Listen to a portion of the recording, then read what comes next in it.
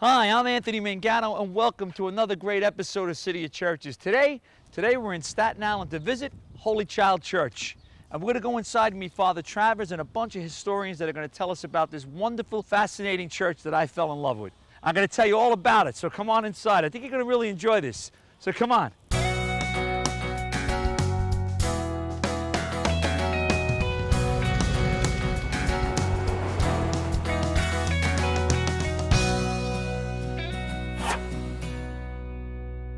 Hi, well, we're in here in Holy Child, and I'm with Father Alan Travers. Father, thank you so much for coming on the show. You're welcome. And we're going to have a bunch of other guests on here. One I know personally, hopefully he shows up, Eugene Giaconetti. He's my brother-in-law's father. I understand he plays in the... At the 8 o'clock Mass on the guitar. That's great. Well, that's how I got introduced to this church, through my brother-in-law and my sister-in-law got married here, but we'll get into that later on. We're going to have a bunch of different people, parishioners and people that work here. And we're in Staten Island, which a lot of people consider the forgotten borough. Why, I don't know. I love Staten Island, but we're going to dwell right into it. Father, when was the first Mass held here?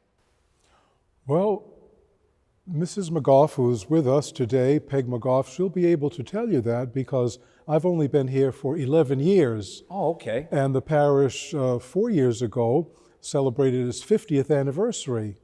So I would say 50 years ago, the first Mass was celebrated, not necessarily in this building because it didn't exist then.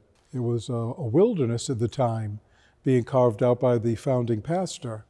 Okay. So, Father, when was the church founded? 1966. Was the parish was founded. The parish was founded. Yes. Was the first Mass held in here in 1966? No, this building did not exist at that time. We have a plaque on the back wall detailing how it was in those days. It was a wilderness, and Monsignor Brennan was sent here to gather people together, and Masses were celebrated at various other sites before this was even built. Was the church needed back then, like for this location? Well, the introduction of the Verrazano Narrows Bridge was what facilitated the influx of many people from Brooklyn. We have many Brooklyn immigrants, so to speak. We called Staten Island Brooklyn with a cover charge. The Verrazano Bridge. I always thought it was a cute joke. That's a good one. The name Holy Child, where did that come into play? Well, Monsignor Brennan went around to meet all the people who lived in the neighborhoods, and as it says on the plaque in the back of the church, in his travels he came upon so many families and so many children playing in the neighborhood and on the streets that he was inspired to name it Holy Child. And you have a great congregation. I cannot believe how many people were in that parking lot. I had to park on the street, which is a great thing. We have a big parking lot. And you have a big parking lot, which I found to be really amazing because that's a good testament to you, the church, that people keep coming to the church. Yes. Father, how many people could be seated in here? Well, the last time I looked at the occupancy poster, I think it said 750. 750. Over that is dangerous and unlawful. Okay. It's a little deceiving. I wouldn't think so, but I guess you could. And it's standing room only. Has the demographics changed much since the church first opened, so to speak? I'm sure it has. In my time, we see more young families moving in. Many people from the founding days are passing away.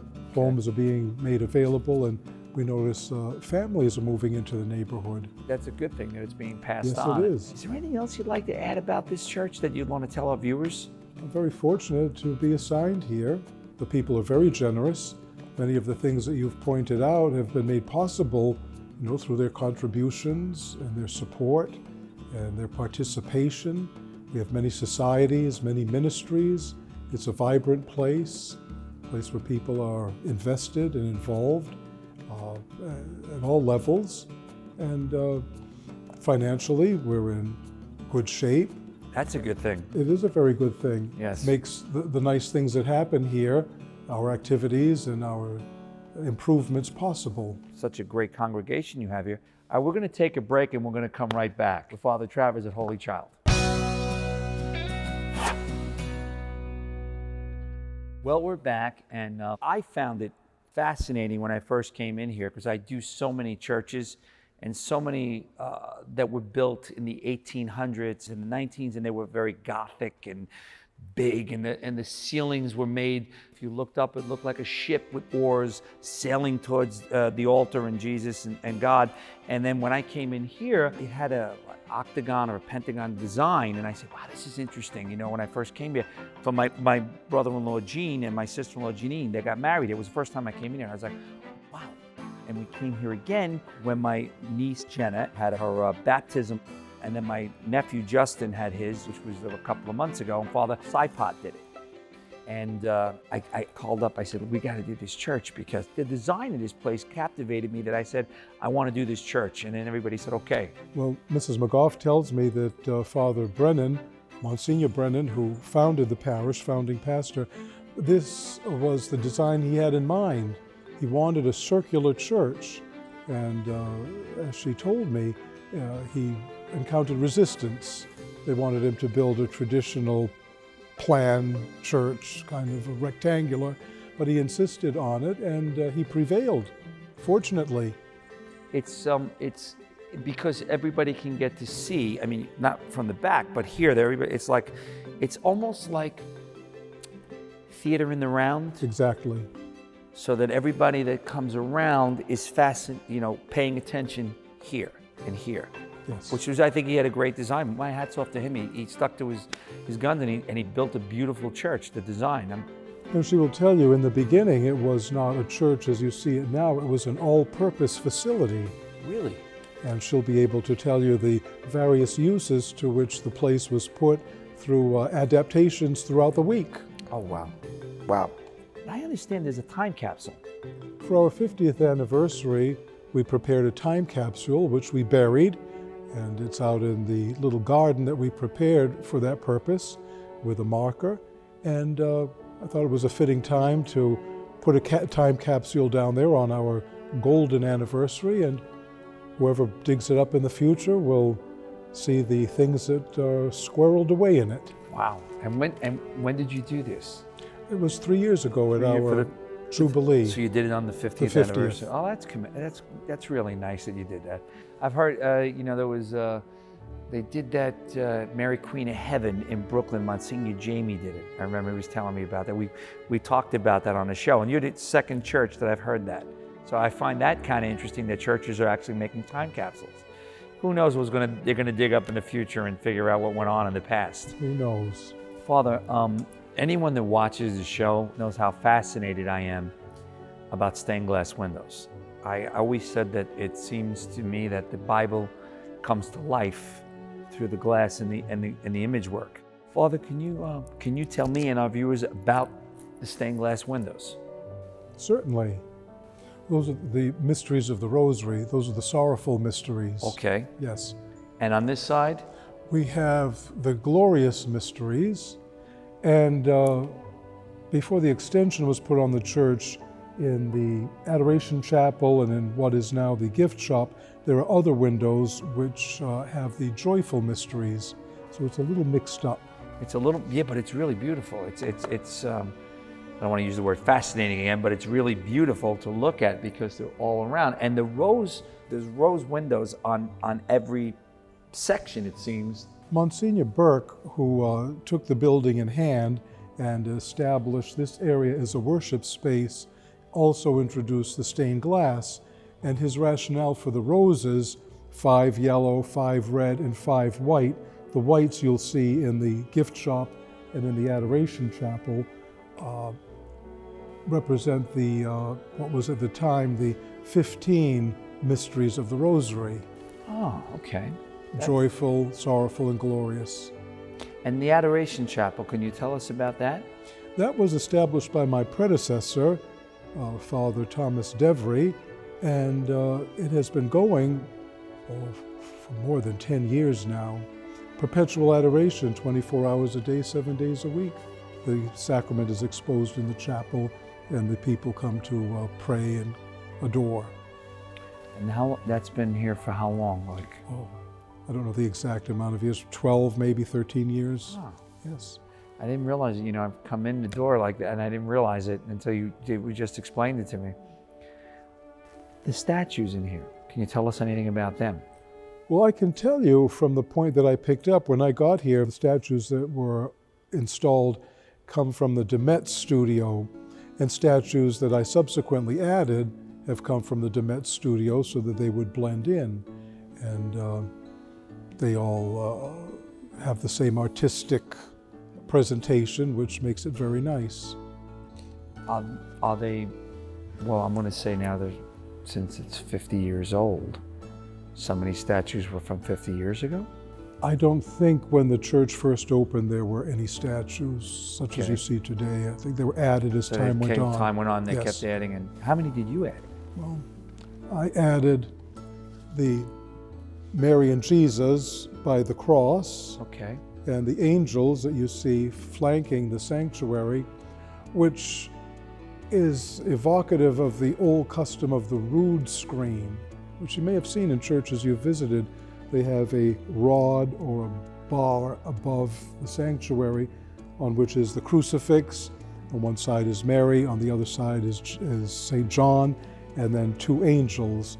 That used to be an installation in the old classical churches, but we don't have a rood here. But I put those images there and it communicates the same diorama as you would. Well, I love that you have the cross hanging right over the altar. That's kind of cool.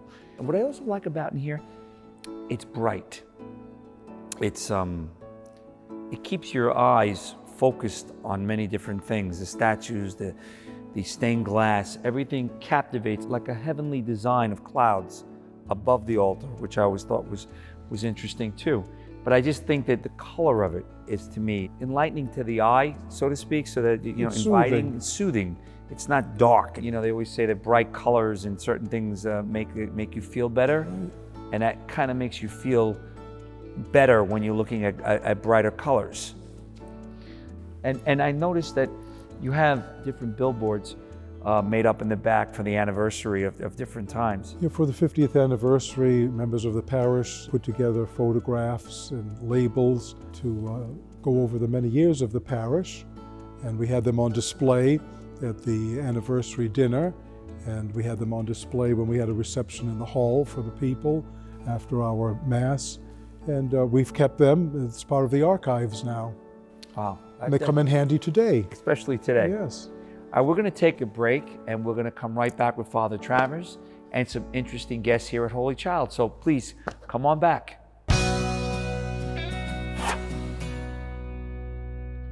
Well, we're back, and Father Travers had said that we were going to be visited by two historians here at Holy Child. And I'm here with them right now, Peg McGoff and Lorraine St. Well, I'm going to basically just turn it over to you guys because you know more about Holy Child than I would. But I just like to say one thing to lead us into it is that you, I think, know when the first Mass was. Yes. So can you tell our viewers about this, please? Okay. Our first Mass was held at the Elks Club on Richmond Avenue and Arthur Kill Road. That building is still there. And then for daily Mass, that was the one Mass. Daily Mass we had in the rectory, which was a house that Monsignor Brennan rented, and he converted the house. The living room was now a chapel. He made that a chapel, and he opened a window and made a staircase so that people could come in and go to daily Mass, and he also performed baptisms in that same building. They'd have cake sales and things like that on the lawn. Then someone approached him and said that the Island Theater would be more than happy to give him some time for Sunday Mass. So that's where we had Sunday Mass every Sunday, just one Mass. So it was, the theater held a lot of people and it was great. And we sort of got used to genuflecting in the movie theater. So some families that when they went to the theater, they would genuflect and everyone turned around. They're from Holy Child. Oh, wow. So now they were, to set up for the Mass, he had volunteers that had station wagons at the time, and they would pack all the things necessary for the procedure for the Mass, and then they would unpack it and take it back to the temporary rectory. Oh, wow. Yeah. What was here before this church? Was there another building here? No, just it was completely land. In fact, there was a sign here when I moved here in 1961. There was a sign at the corner of Arden Avenue and Amboy Road that was going to be a future chapel of Our Lady Star of the Sea. But the Archdiocese of New York decided that that would be a perfect place for Monsignor Brennan to build his church. And this was all wilderness at the time? Yes, all woods, yes. Because, you know, there's some sections that people don't realize when you drive through Staten Island, but there's still woods out here Absolutely. that I've Yes. seen. And I go, wow, you know, as a kid, I never saw that before. But then my brother lives out here, and my cousins live out here. So eventually I have a feeling I'll be out here. So who knows who the architect is of the stained glass? Mr. Ralph Mignon was the architect of the church, and the original rectory before the renovations, he did that. And as far as the forum, which is the sports center, and the school building, I don't remember who the architect was at that time. I was still here, but I don't remember his name. The stained glass windows were not here with the original building. Okay. They were with the renovated building in 1990-ish. Oh, wow. So they're not that old. No, What was there before it? It was just regular windows, because it was used as a multi-purpose building at that time. Okay. Yes. So there were just windows. There were partitions in between all of these columns where preschool was held and school of religion classes were held. So they were just plain windows. There was These no are stained relatively glass. new. Yeah. I mean, what, 30 years or so? Well, maybe 40, close to 40. Yeah, just about. Which still, the church was like, so that's really amazing in itself. Because they look a little, they're modern, but they're not modern. They have a modern look with an old feel to them. Well, when the church was first built, which was, I guess, 69, 70, when there was a multi-purpose building, it was used for roller skating during the, In here? in here. Yes, they took the part that's now the altar, right? And there was a wooden platform, and they would dismantle it and put the accordion doors to hide the chapel, because the chapel was always there. And so they'd roller skate just in this like half circle. And then it was used for bingo. Okay. Yes. And like I said, for the preschool classes and the school of religion classes. So it was certainly a multi-purpose building. Wow. And that was the intent, I believe, when Monsignor Brennan. Yes, it was, yeah. Now, you were talking about all the fascinating things here. Now, when I came here, and it was my nephew's baptism, the priest was Father Saipot, I found out. And I found him to be very, like Father Travers, very outgoing, very polite, and very nice. Like, so enjoyable to be around that they're very, very open to us.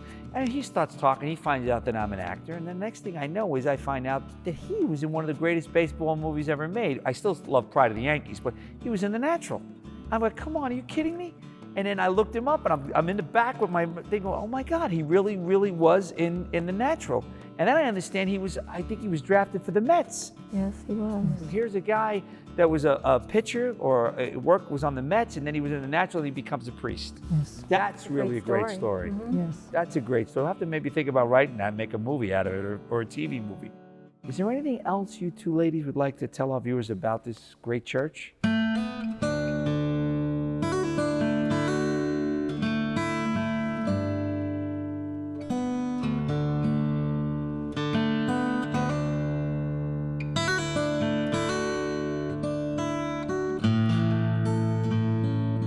This is the 9/11 memorial. Yes, it is. Can you tell our viewers about it?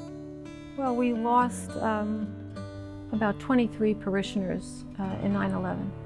So it was a very difficult time for Holy Child. It was people coming in the day after it happened and for weeks after and months after as their family members were found, or we had funeral upon funeral.